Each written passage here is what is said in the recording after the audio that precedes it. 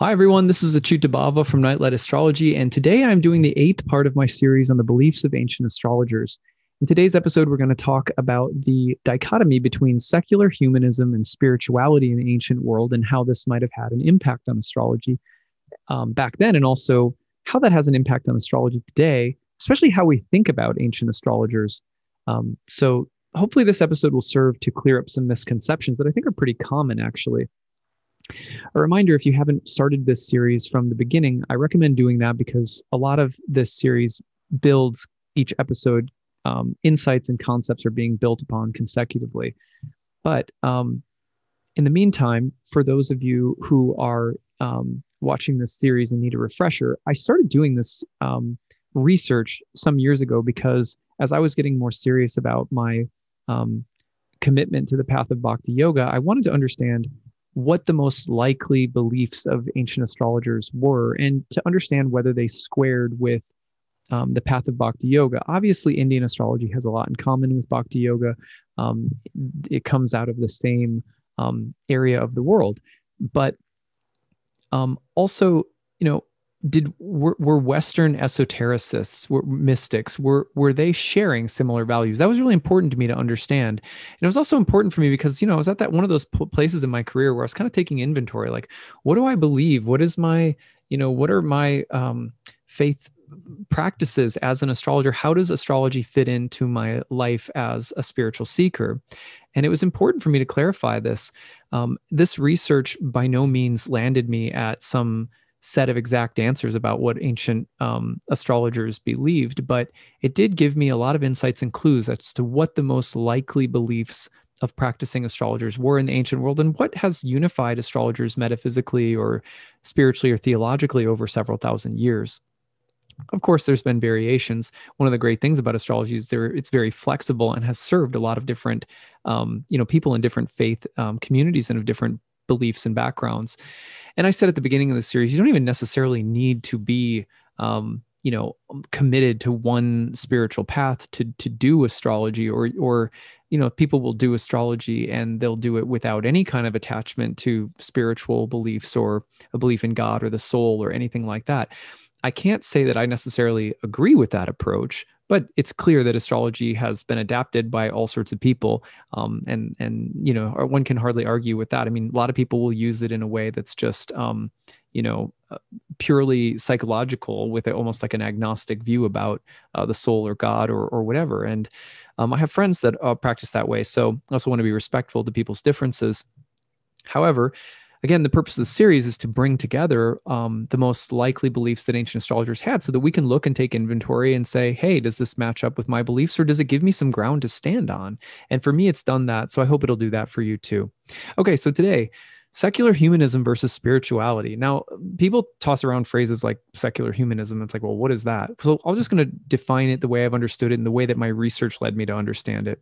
Very broadly speaking, secular humanism would be a way of talking about an investment that people have in the body, in the material world, and in the human experience as though that is all that there is, or as though there is nothing beyond that. There is no soul or God.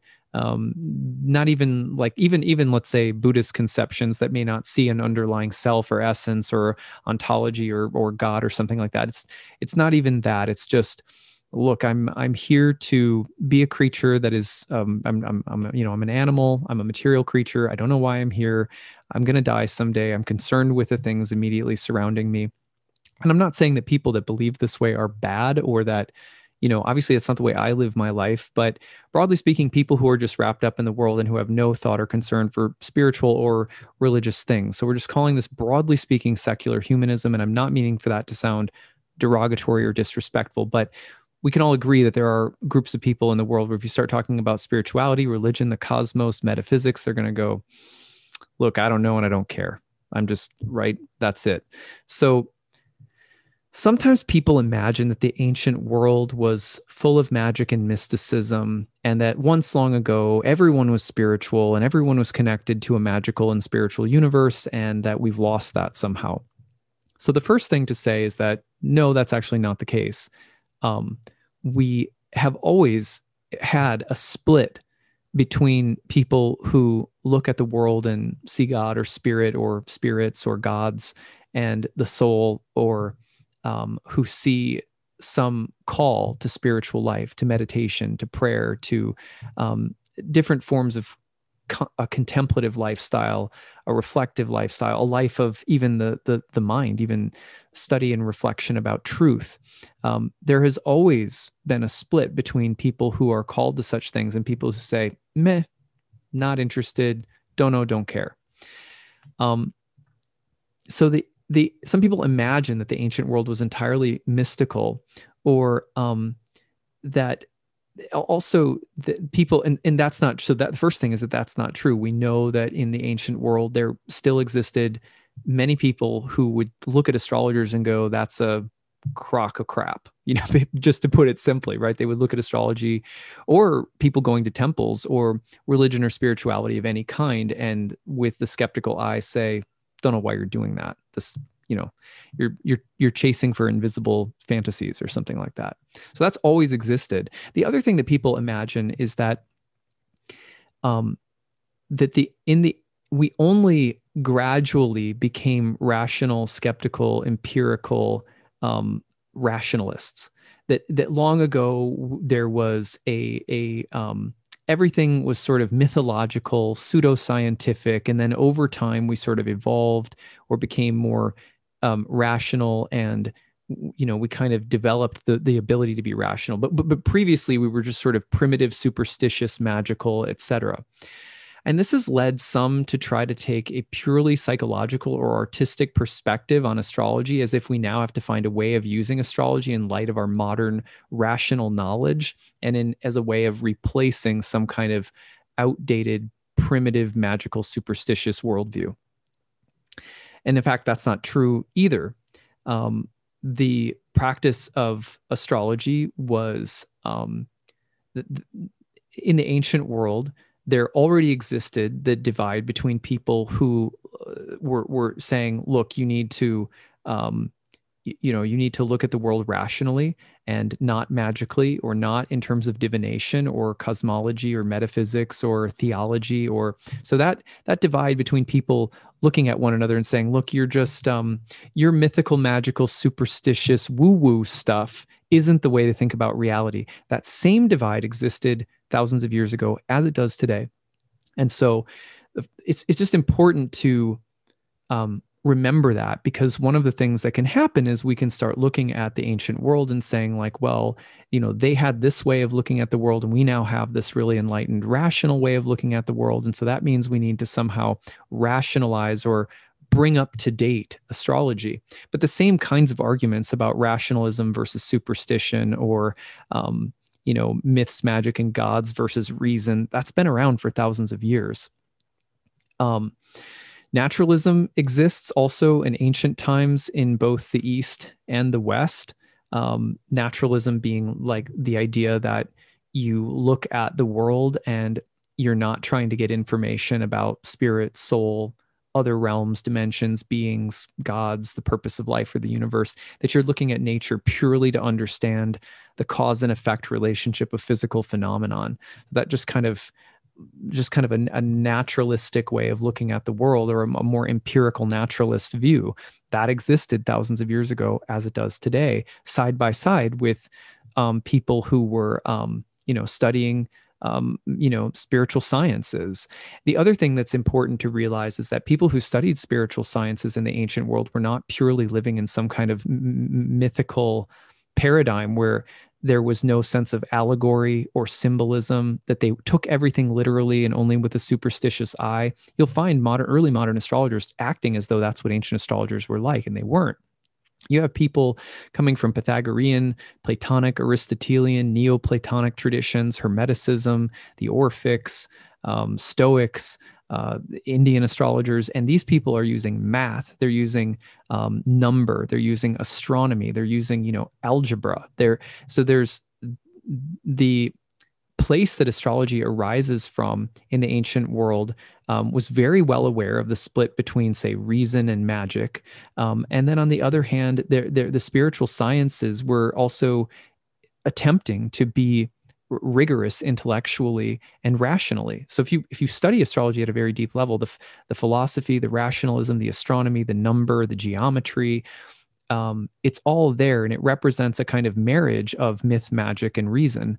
And a lot of people don't think that. They think, well, the ancient world was just this primitive, superstitious bog, and then gradually everything became more reasonable. The same kind of debates existed then, and ancient spiritual sciences were also very reasonable and concerned with being rational as well. And in fact, in part to combat the perception that people had that you guys just believe in a bunch of hokum.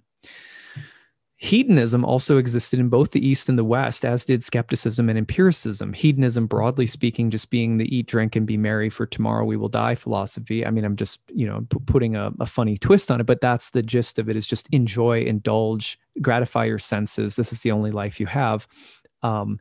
As did skepticism being the constant questioning of things and the tendency to cut away at axiomatic truths, and try to undermine assumptions that people are making in their reason, oftentimes directly attacking religious or spiritual communities or groups of people.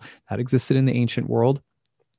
And empiricism, or that kind of natural empiricism, was looking at the world and saying, look, I don't care about gods. I just want to know what the world is made of, how it works and operates in a purely physical way.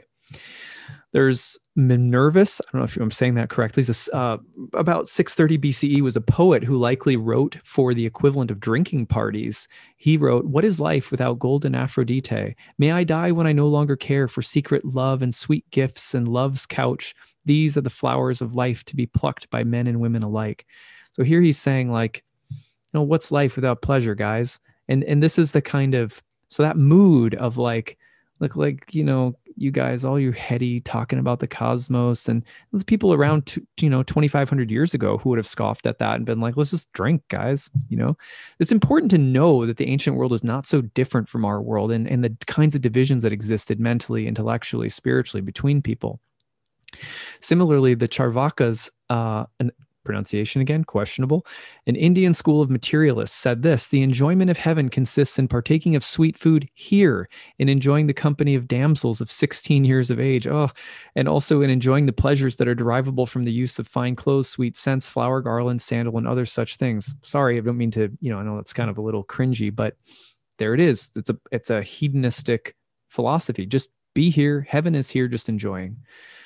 Now, again, some people maybe watching this feel that way, and I don't mean to, I don't mean to be attacking anyone, but the point is that, again, sometimes people will think that, this modern divide that we deal with as astrologers, sometimes with people who are, looking at us going, this is all woo-woo tinfoil hat stuff.